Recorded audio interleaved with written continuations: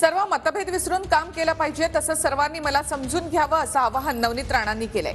तर कोर्टात केस प्रलंबित असतानाही राणांना उमेदवारी दिली, त्यामुळे हुकुमशाही विरोधात आमची खरी लढाई असल्याचं बच्चू कडूंनी म्हटलंय।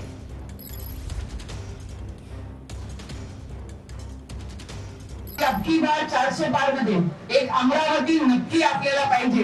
त्याच्याकरिता आपण शेवटच्या श्वासापर्यंत आपण काम केलं पाहिजे इमानदारीने। मतभेद होत असतात, एक परिवार आहे तर भांडण लाव काय म्हणतात मराठीत भांडण लागतेच, आणि ते लागेल जरी असेल तो जो कल की बात है वो सभी लोग भूल के नई शुरुआत मोदी जी के हाथ मजबूत करने के लिए आम्हाला पुढे जावंच लागेल।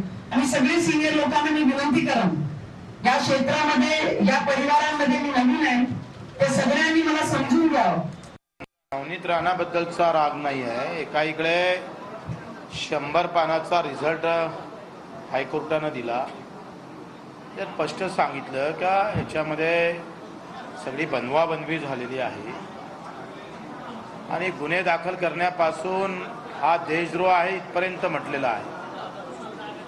आणि असं असताना 2.5 वर्ष सर्वोच्च न्यायालय निकाल देत नाही आणि मग कोर्टात केस पेंडिंग असताना सुद्धा इथं उमेदवारी दिल्या जातं, या तानाशाहीच्या विरोधात खरं तर आमची एकंदरीत